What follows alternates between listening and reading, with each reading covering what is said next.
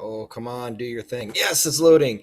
And hello, sixth grade students. And this time you can see my face. It's not covered up by a pop-up window. So yeah, I am slowly learning these things. And I also learned over here, there's all kinds of tools where I can change what my mouse looks like and things like that. So I promise you that my production value will get better as we go throughout the year. All right. So yesterday we talked about how atoms make up everything in the universe. Um, Today we're going to look at, atoms make up everything in the universe, but how? So as a review from yesterday, the atom, our definition is that it is the smallest, most basic unit of all matter. Everything in the world and everything in the universe is made out of atoms. Now, atoms themselves are made out of smaller bits, protons, neutrons, and electrons. Protons are particles in the nucleus of an atom with a positive charge. So they're the tiny little parts of an atom, and they live in that little core area of the nucleus, and they always have a positive charge. Now, sneak preview for today. Protons are what we're going to be looking at to tell the different types of atoms from each other. All right, so more on that later. Neutrons are also in the nucleus of an atom, but they don't have any kind of charge at all. They're there kind of just to hold the nucleus together because protons want to separate from each other. Neutrons grab on and don't let go. Electrons are in the outside of the nucleus. They're in the electron cloud area. They have a negative charge, and they're almost always in balance with the amount of protons in an atom. All right, so our next vocabulary word, and we're going to be needing this definition for an activity later. Elements are substances that cannot be broken down to a simpler substance. There's only one kind of atom in that substance. So sometimes elements are one atom big, sometimes they are millions of atoms big, but if they're all the same kind or the same type of atom, protons, then you are dealing with an element. So here we have, for example, a big lump of carbon. A lot of pencil lead is made out of graphite. Graphite's a fancy name for just carbon that's all in kind of a crystal structure. So carbon is basically what's used to make pencil lead.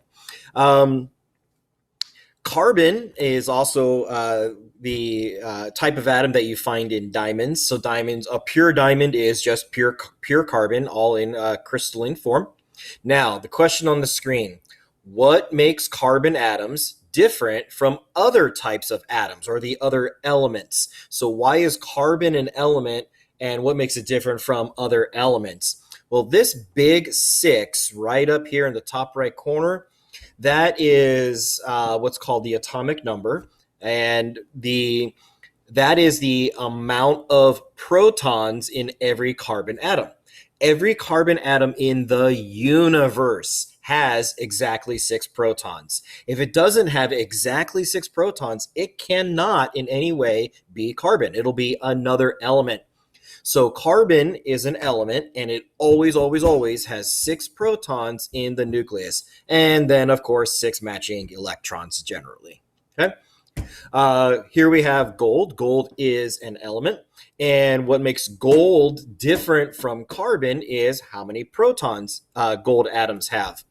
Gold atoms have 79 protons in the nucleus. So this nucleus here, Au is the symbol for gold. And in this nucleus would be 79 protons. And that's why there are 79, don't bother counting, trust me. There are 79 matching electrons here in the electron cloud. So here we have kind of another way to model the structure of an atom. It's not exactly great because, again, this kind of shows that they would be in defined orbits. All right, uranium's a fun one. This symbol right here means that the element is radioactive. Uranium is element number 92. Uranium is the largest naturally occurring element in the universe. The universe makes elements 1 through 92. We can, as scientists, artificially make bigger elements with more atoms in their nucleus. But as far as what occurs naturally in the universe, it doesn't get any bigger than uranium, element number 92. So that means that every uranium atom in the universe will have 92 protons. Most of them have 146 neutrons because it takes a lot of neutrons to kind of hold 92 protons together. And then, of course, there will be 92 matching electrons in the electron cloud. All right, so a quick one to talk about just because it's fun is potassium. Potassium is a metal, and you need potassium to stay healthy. And one of the number one foods that they tell you to eat to get potassium is bananas. But potassium has a very, very quirky behavior. If we look at the model of a potassium, first of all, if you count electrons, let's see, 1, 2, 3, 4, 5, 6, 7, 8, 9, 10, 11, 12, 13, 14, 15, 16, 17, 18, 19. There are 19 electrons, and that means that potassium should have 19 protons, and that means that potassium is element number 19. But what potassium has is this one lonely electron way out here that's kind of away from all the other electrons. Most elements that have one lonely electron tend to be a little explosive. Potassium is a metal, and it has a very weird behavior in that it is a metal that catches on fire whenever it touches water. So not now, later, go to YouTube, type in potassium, fire, and water, and you will see all kinds of demonstrations of them dropping a piece of metal into water and suddenly it catches fire. So yeah, elements can be a lot of fun. All right, so here we have a big chart of all the known types of atoms or elements in the universe. It starts up here with element number 1, hydrogen, and every atom in the universe that is a hydrogen atom will have one proton and one proton only. Helium over here is element number 2, and that means that it has 2 protons in every nucleus. Lithium will always have 3 protons, so it is element number 3, and so on down the line. Here is uranium, the largest one at number 92, the largest naturally occurring one. But as you can see, we have created in labs all the way up through element 118. So they're artificial, they don't last very long, but we can make them. All right, so there are 92 naturally occurring elements, but there are way more than 92 substances in the universe. So how do we get substances like plastic and glass and cardboard? They're made out of atoms, and all of the other substances that aren't on the table of elements. So if we go back to the table of elements, you don't see cardboard on here, you don't see glass on here, you don't see plastic on here. These are not things that exist in elemental form. So how does the universe make these substances that aren't types of atoms? Well, that's when we get into our next vocabulary word, molecule. When atoms connect, not just like sit next to each other, but they actually connect, we call it chemically joined, then you get our next definition, our vocabulary word, molecule. A molecule is when 2 or more atoms chemically join. When 2 atoms chemically join, you get new and different substances that aren't on the periodic table of elements. It's no longer an element. All right, so here we have several different ways to show or model atoms being chemically joined. Sometimes they'll show 2 atoms with that have kind of merged. They've merged electron clouds. And so when these are not individual atoms anymore, they are chemically joined by overlapping their electron cloud. Over here, we have kind of what's called the sphere and stick model, where they show what the elements are. So it's 3 atoms of oxygen, and they're connected by these sticks. Now, in reality, it looks more like this. but it's easier to diagram when you draw it like this. Here is another way to show that atoms have chemically joined. And what models will do is they will color code them. Now, I don't know what these elements are supposed to be, but all of the white spheres or atoms in this diagram here on the bottom left, they are all the same element or type of atom. They would all have the same amount of protons in each of their nucleus. This black one that's in the middle here, that is going to be, because it's a different color, a different element. Over here, we have 3 different elements because there are 3 different colors, and they chose to show a more accurate description. So you can see elements come in different sizes. There's different sizes of atoms in here because they have different amounts of protons. More protons, bigger atom, bigger in the model. This sphere and stick model in the middle, we've got white, we've got blue, we've got black, we've got red. It looks like we have 4 different types of elements in this diagram. Over here, we've got several different kinds. And again, this is a sphere and stick model. The yellow ones would be Fe, which stands for iron. O and would be oxygen. So these 2 red ones would be oxygen, and these blue ones here in the middle would all be nitrogen. And the difference between nitrogen and oxygen and iron is the amount of protons in each of their nuclei. All right, our air, the air that you're breathing here in this classroom, has several different types of gases, whether it's carbon dioxide or methane or nitrous oxide. That's the fun stuff they give you at the dentist to make you go night-night. We can see down here at the bottom the color code for the different elements, and we can see how they have been combined into different molecules. All right. Now, our next vocabulary word is compound.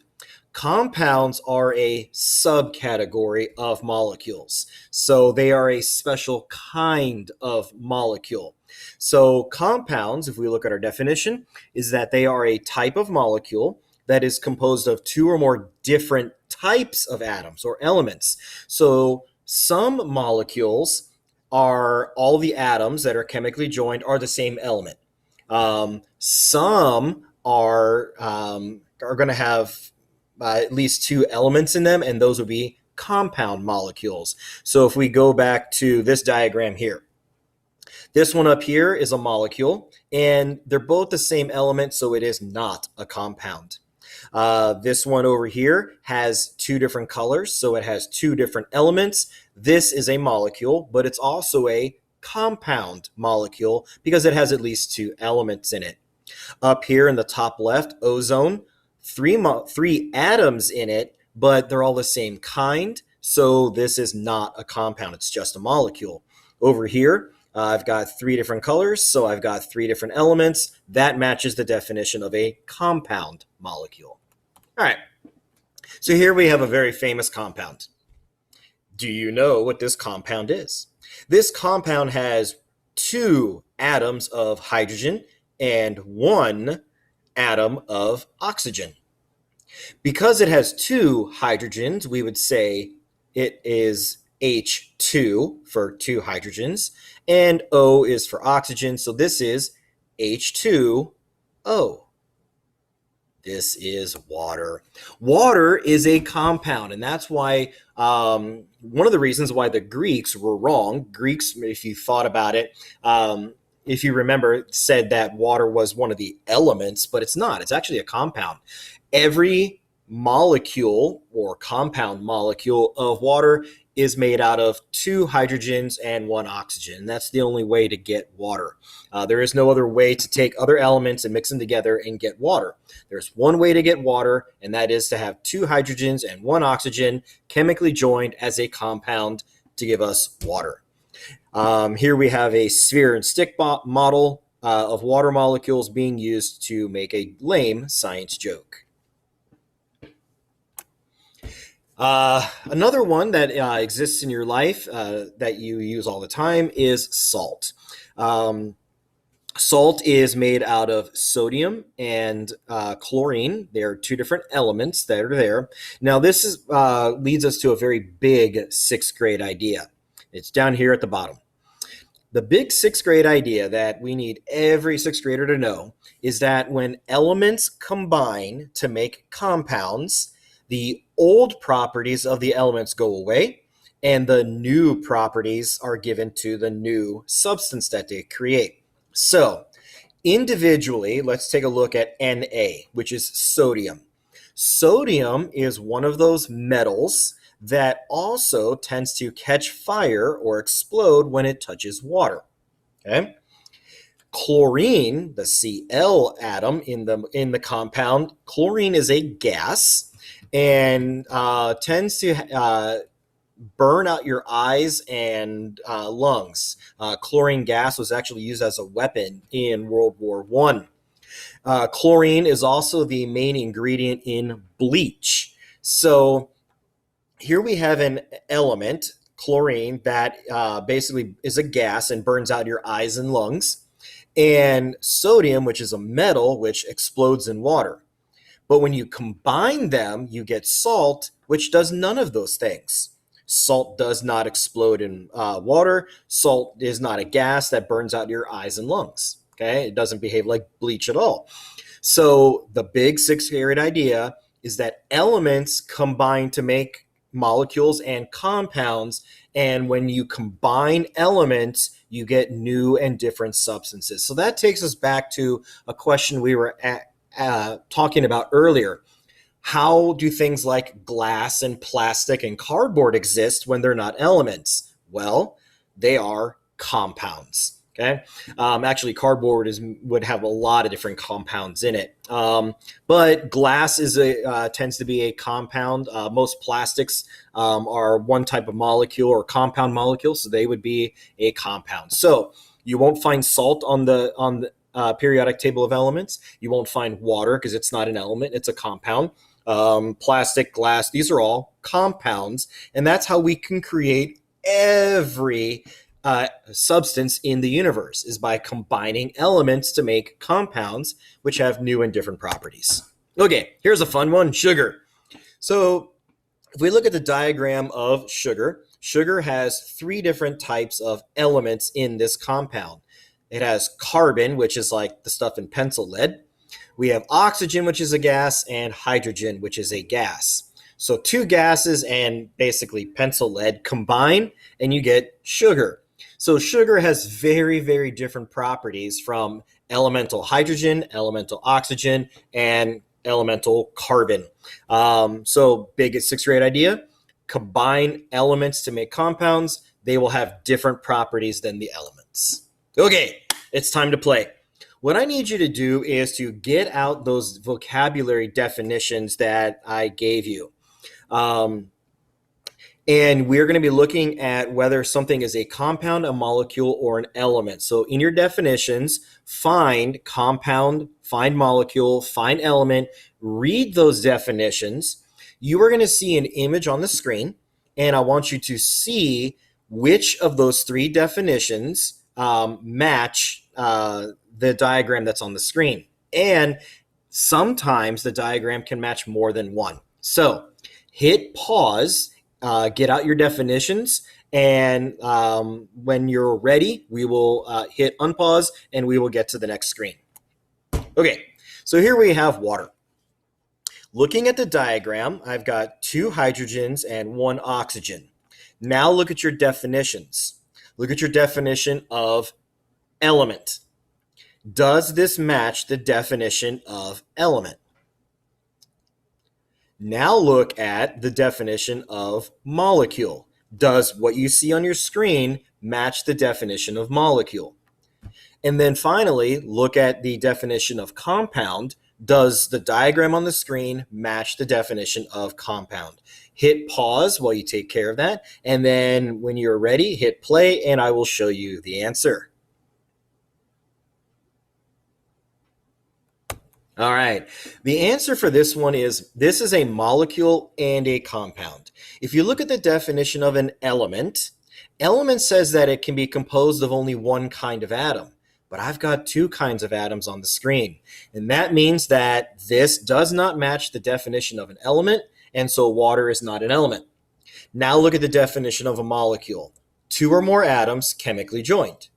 Does this match two or more atoms chemically joined? Yes, it does. It's three atoms chemically joined.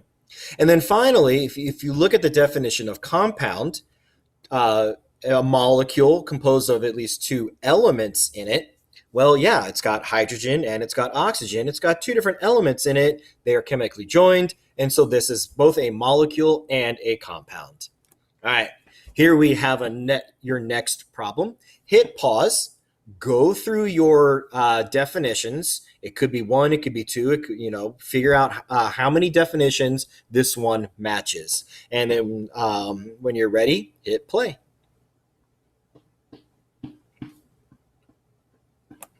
This is a molecule and an element. The definition of a molecule is two or more atoms chemically joined. That's what we have on the screen. The definition of element is there's only one kind of atom. There can be a lot of them, but there's only one kind of atom. And sure enough, yeah, there's only one kind of atom on this screen. It is not a compound because a compound, if you read the definition, says that there has to be at least two elements, and in this case, there's only one. All right, next one. Hit pause, and then when you're ready, hit play. This is molecule and element, just like the one before. Two or more atoms chemically joined. Yep, it's a molecule. Composed of only one kind of atom. Yep, they're both hydrogen. This is an element. Not a compound because a compound needs at least two elements. All right, next one.